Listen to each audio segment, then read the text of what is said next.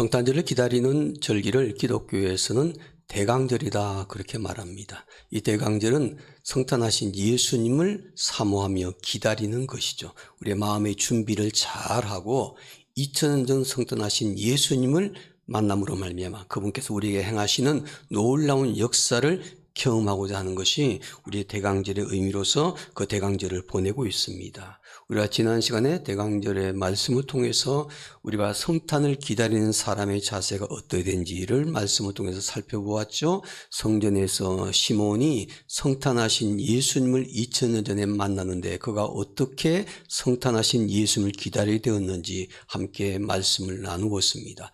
무엇보다도 첫째는 성전을 가까이 하는 사람이 된다는 것입니다. 그리고 둘째는 성령 충만한 사람이 되셔야 한다는 겁니다. 그리고 셋째는 하나님을 찬송하는 삶으로 준비하셔야 한다는 것입니다. 그랬을 때 성탄하신 그 예수님을 만날 때 예수님께서 우리의 인생에 행하신 놀라운 큰 일들을 경험하게 되는 줄로 믿습니다.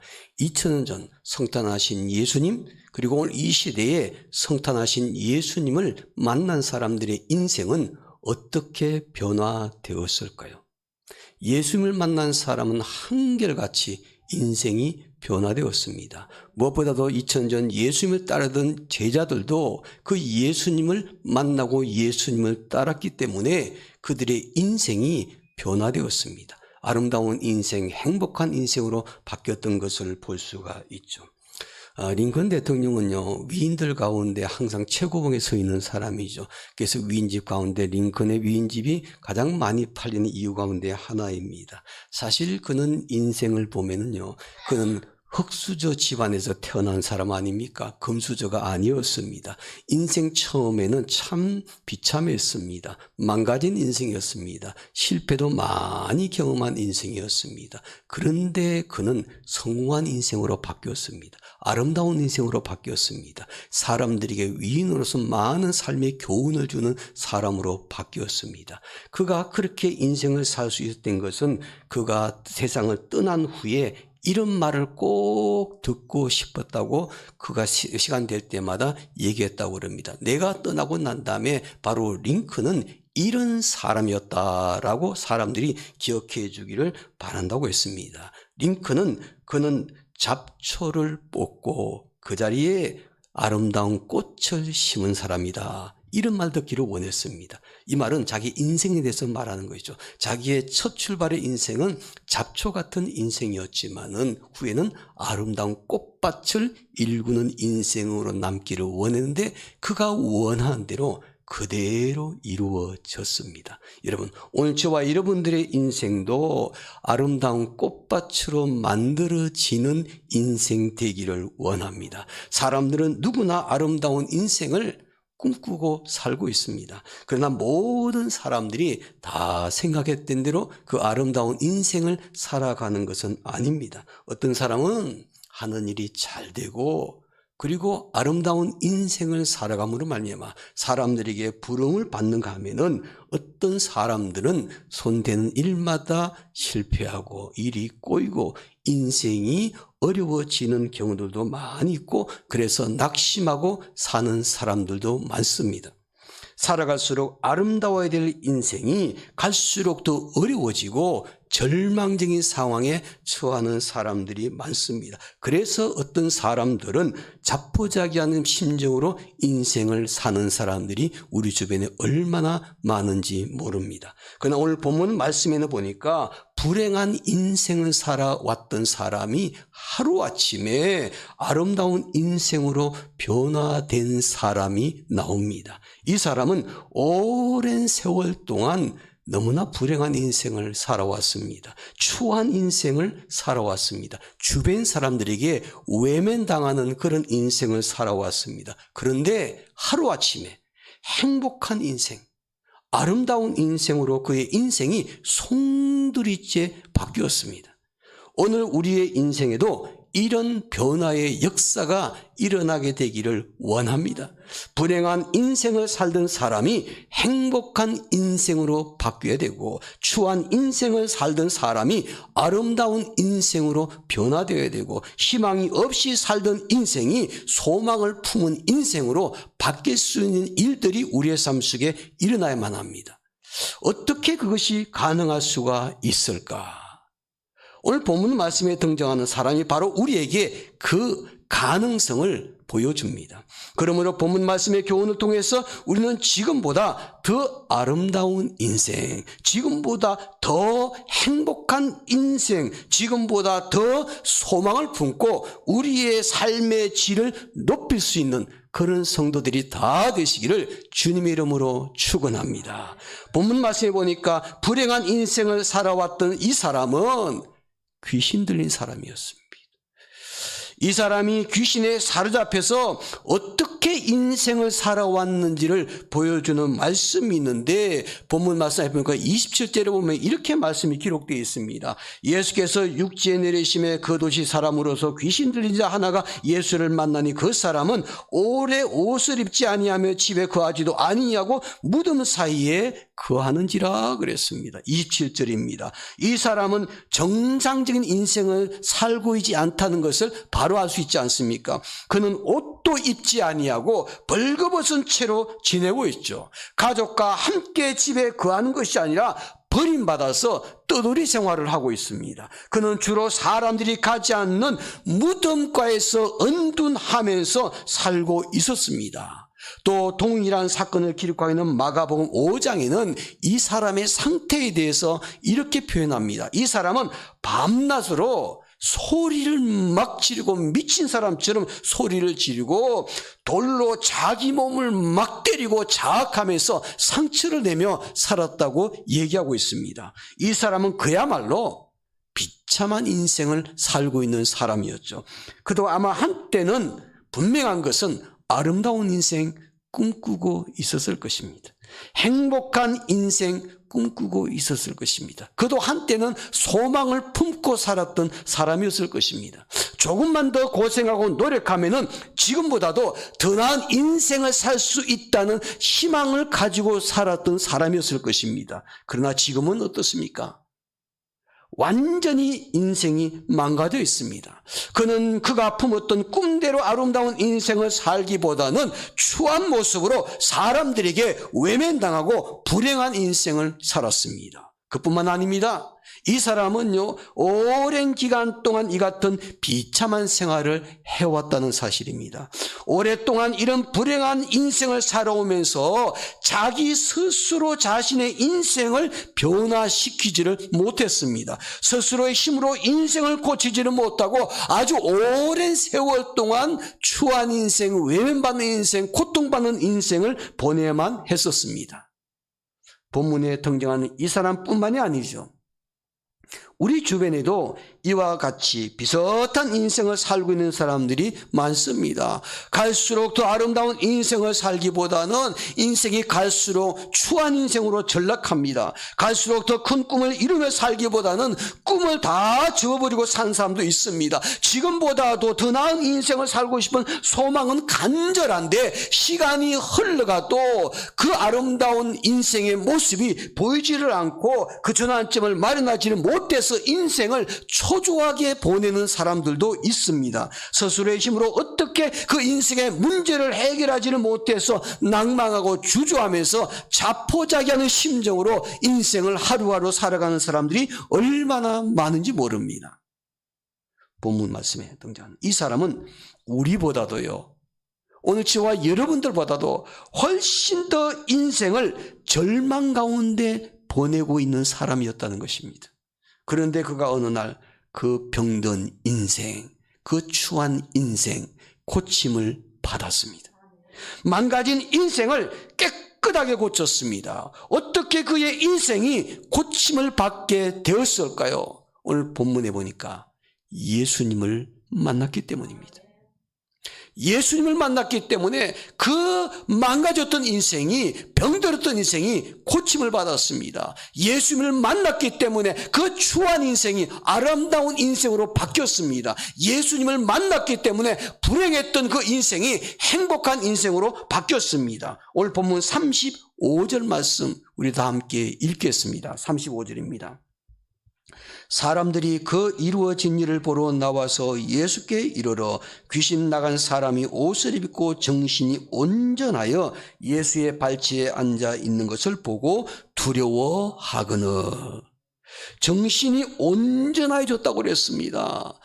정신병자처럼 살아왔던 사람, 소리를 지르면서 발광했던 사람, 돌로 자기 몸에 상처를 내면서 피를 사람에 보이면서 추한 인생을 살아왔던 사람, 바로 그 사람의 정신이 온전하여졌고 예수의 발치에 앉은 것을 보았다 그랬습니다. 귀신 들린 사람의 정신이 온전해졌습니다. 조금 전까지만 해도 미친 사람처럼 옷도 입지 않고 소리를 지르고 돌로 자기 몸을 때리고 상처를 내고 무덤 사이에 돌아다녔던 그 사람이 이제는 정신이 온전해져서 옷을 입고 예수님의 발 앞에 앉아 있습니다. 사람들이 그 사람의 모습을 보고 깜짝 놀랐죠. 그의 반응이 무엇입니까? 두려워하더라. 두려워하더라. 왜 그들이 두려워합니까? 이 추한 인생을 사는 사람이 어떻게 이렇게 변화되었을까? 이 병든 인생을 어떻게 고침받게 되었을까? 어떻게 이 사람이 변화되었을까? 예수님을 만났기 때문이었습니다. 예수님을 만났기 때문에 인생이 바뀌었습니다. 예수님을 만났기 때문에 망가진 그의 인생이 고침을 받았습니다. 예수 그리스도는 우리의 힘으로 회복할 수 없는 망가진 인생을 온전히 고쳐주실 수 있는 분이신 줄로 믿습니다. 그래서 우리가 성탄하신 예수님을 만나게 되면 우리들도 병든 인생이 고침을 받을 수가 있는 것입니다. 수술할 때 사용하는 마취약인 클로폼이라는 게 있죠. 이 클로폼이 약이 없을 때는 수술할 때마다 환자들의 고통이 얼마나 심했는지 짐작해 볼 수 있지 않습니까? 그런데 이 마취약이 만들어지고 난 이후에는 완전히 의료계에 엄청난 변화가 일어났습니다.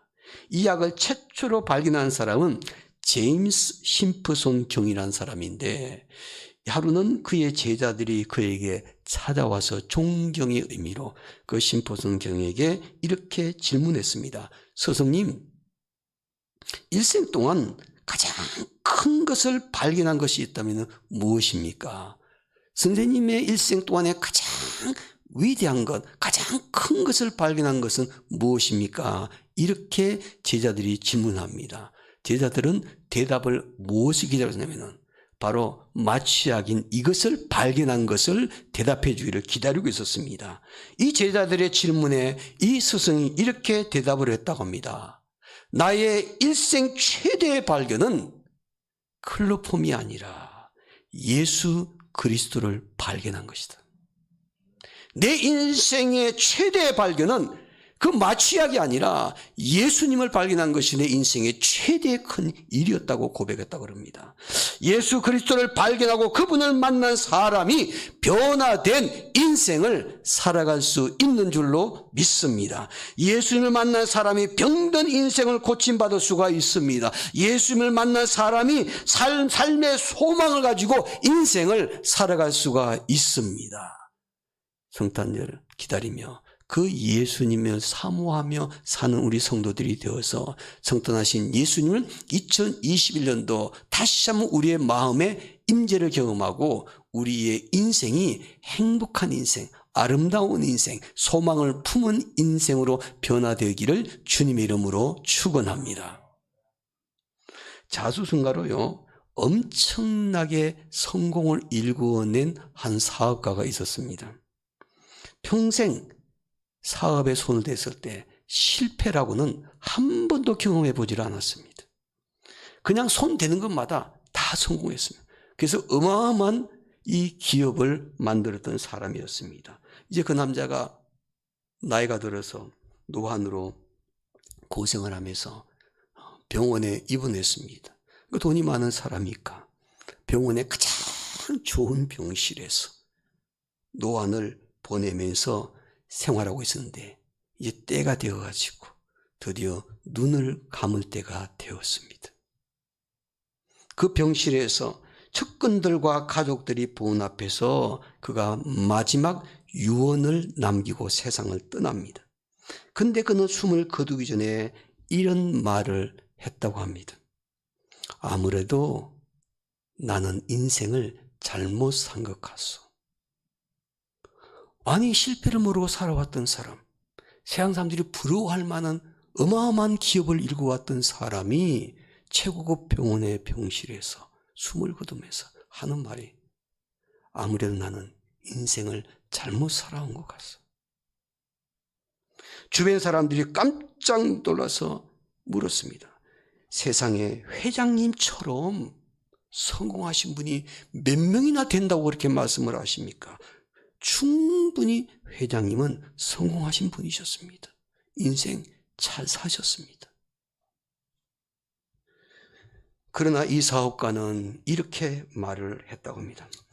돈으로 따지자면은 모르지만은 하지만 여기 병실에 내가 누워서 지금까지 인생을 마무리 지으면서 생각을 해보니까 내가 정말 친구라고 부를 수 있는 사람이 한 명도 없더라는 겁니다.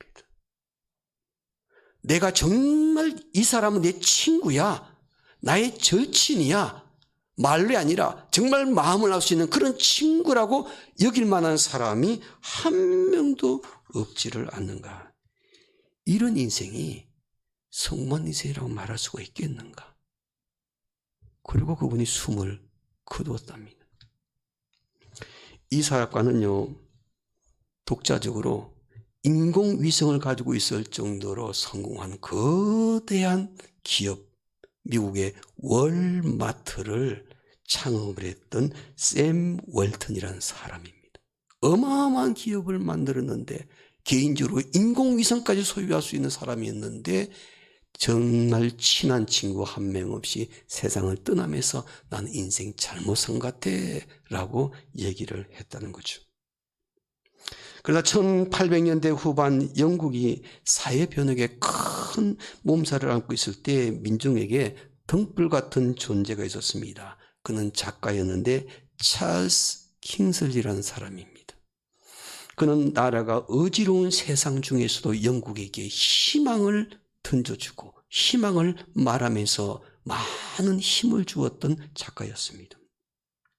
사람들로부터 존경을 받으면서 아름다운 인생을 살아왔던 작가였는데 그는 주위에 인생은 아름답고 살만한 가치 있게 살 수 있는 비결이 무엇이냐고 그래요.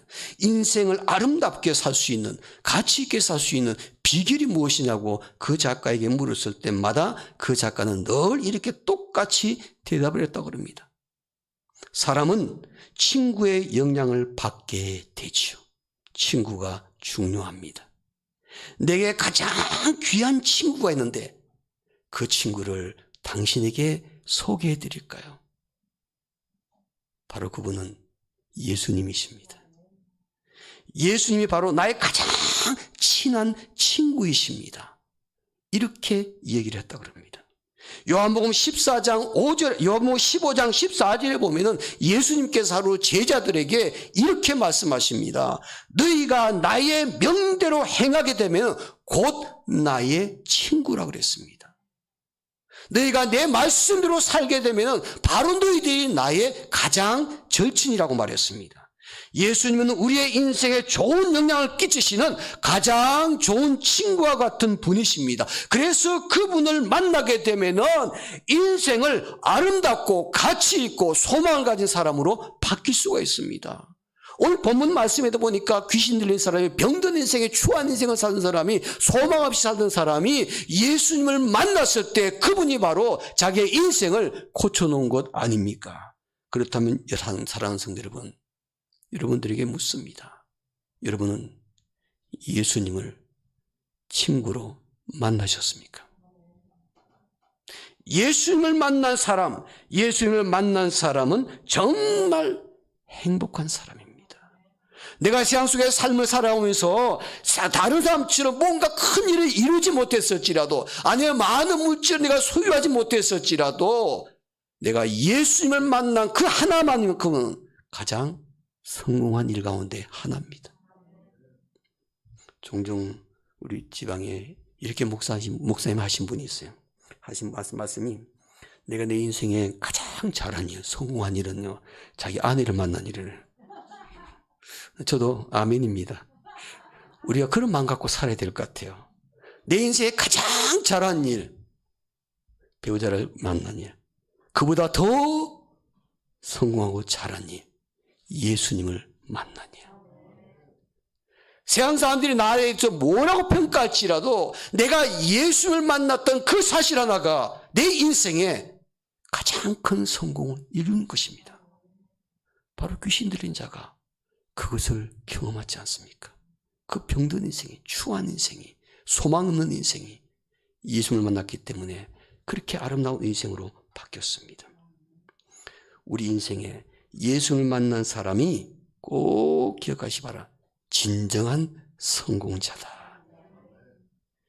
그분 안에서 인생을 살아가는 사람이 인생의 참된 행복을 누리며 사는 사람입니다. 때로는 세상에서 넘어지기도 하고, 때로는 하는 일이 잘 되어서 실패하기도 하지만은 예수님을 만났고 항상 그분 안에서 사는 사람의 인생은 언젠가는 회복될 수 있습니다.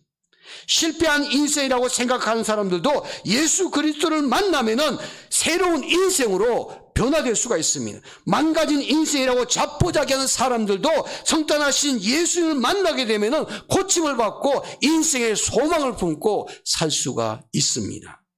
예수님께서 병든 인생을 고쳐주시는데 그분을 기다리는 이 대강절에 저와 여러분들의 삶의 모습도 어떻게 살아야 될지 다시 한번 깊이 생각하는 그런 2021년도 대강절이 되기를 원합니다.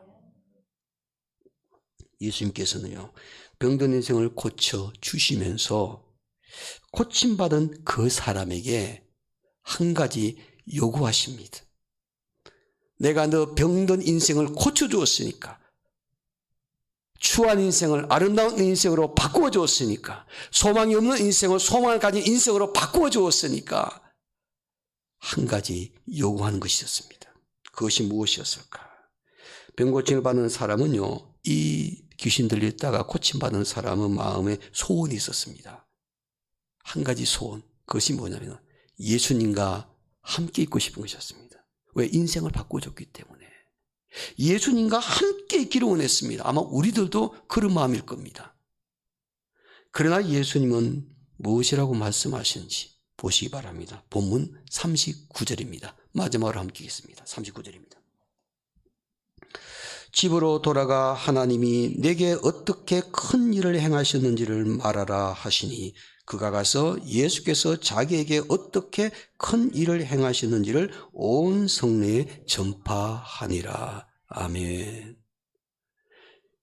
병든 인생이 고침을 받았을 때, 추한 인생이 아름다운 인생으로 바뀌었을 때, 소망이 없는 인생이 희망과 소망을 품는 인생으로 바뀌었을 때 그 사람은 너무 감격스러워서 죽을 때까지 주님께 함께 있기를 원했습니다.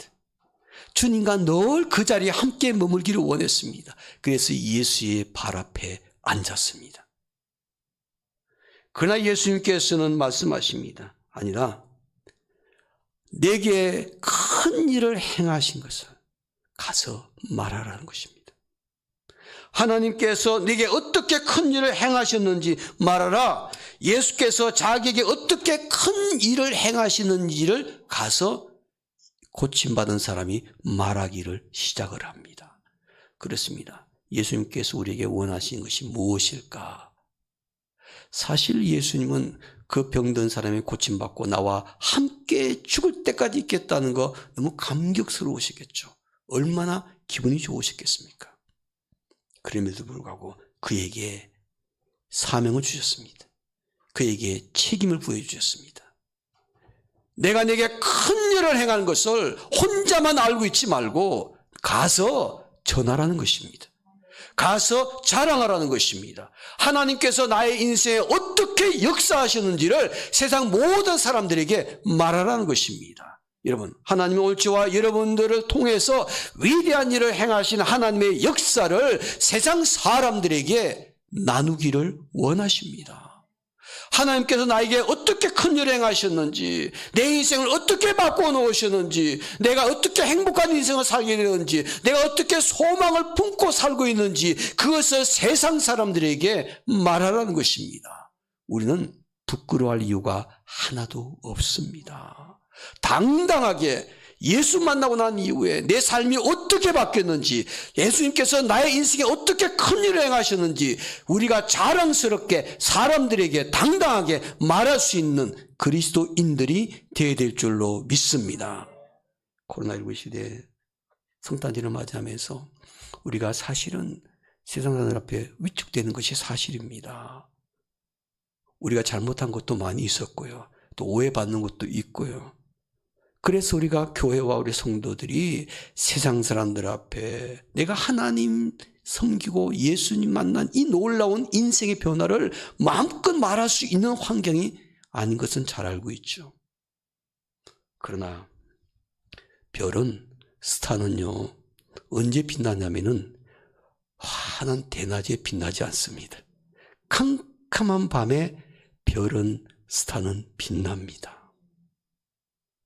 우리가 예수 믿기 좋고 우리가 마음껏 전도할 수 있고 내 함께 나에게 행하신 일을 사람들에게 말할 수 있는 그런 상황일 때 얘기하는 것보다 여러 가지 환경이 어렵고 인생의 캄캄한 밤을 지내고 있을 때 우리가 스타로서, 별로서 빛날 수 있는 그런 그리스도인이 되어야 될 텐데, 이번 성탄절에 곳곳에 아름다운 추리가 빛을 반짝반짝 빛나는 것처럼 우리의 별도 세상 사람들에게 아름답게 빛날 수 있는 그런 우리 태민교회 성도들이 꼭 되었으면 좋겠습니다.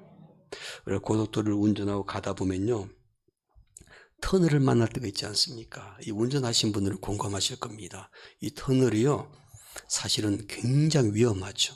우리나라에 많은 고속도로가 있는데 유일하게 고속도로 전 구간이 터널 아닌 구간보다도 터널인 구간이 더 긴 고속도로가 있습니다. 어디냐면은 저 강원도 가는 거, 서울에서 양양 가는 고속도로. 아마 타보신 분은 알 겁니다.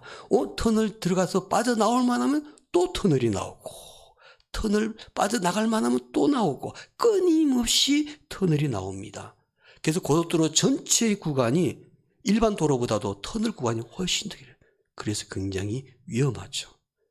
터널을 요즘 겨울철에 운전하고 다니다 보면은 빠져나가다 보면 바로 터널 나가는 부분이 빙판이 되어 있잖아요. 터널 안에는 당연히 길이 좋죠. 그래서 전속력으로 다니다가 갑자기 터널 빠져나가는 순간 빙판만 내면 사람들이 당황하게 되죠. 자기도 모르게 브레이크를 밟는 순간 차는 360도 돌아버립니다. 그냥 그대로 빠져나가셔야만 합니다. 그래서 터널 안에서 사고가 제일 많이 납니다. 추돌 사고도 많이 나고요. 여러 가지 사고들이 나는데, 그래서 터널을 지날 때 꼭 지켜야 될 3가지 규칙이 있습니다. 첫 번째 규칙은요, 창문을 반드시 닫으셔야 됩니다. 여러분, 터널 지나가는데 창문을 활짝 열어놓고 지나가는 사람, 그 사람은요 초보 운전자입니다. 그 매연 다 마셔요. 매연뿐만 아니라 소리가 얼마나 시끄럽습니까?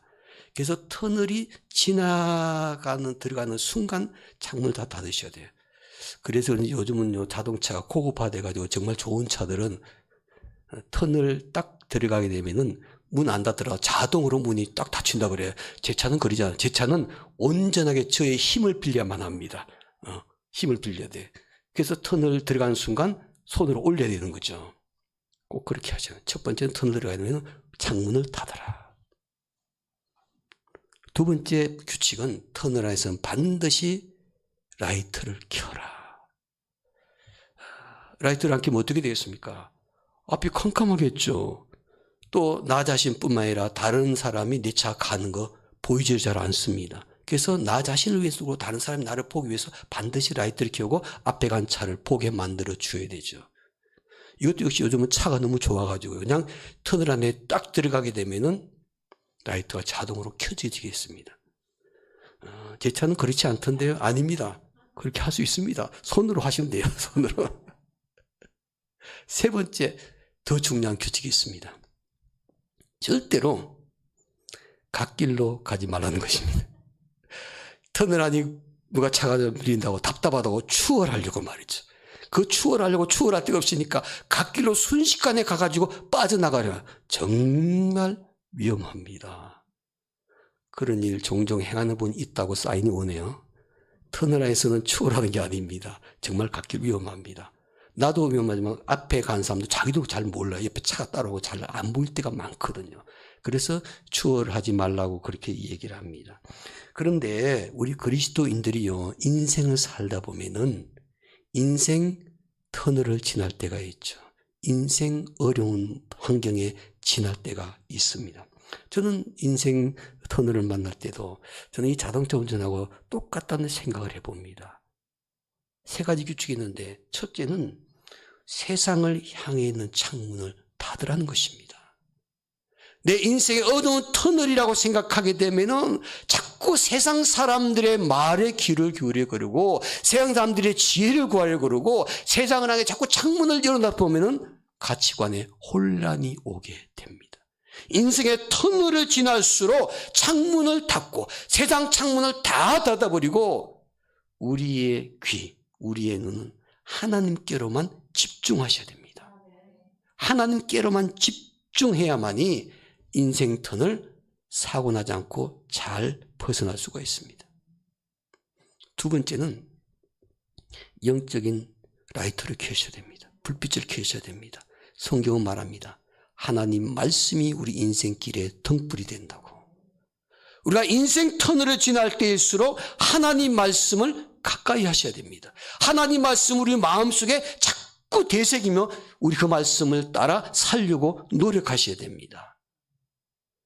그리고 마지막 세 번째로 추월하거나 갓길로 가지 말라고 위험하다 그랬는데 우리 인생 어두운 터널을 지날 때는 어떻게 해야 되냐면요. 말씀의 등불을 보고 가야겠지만 절대로 인생 곁길로 빠져서는 안 됩니다.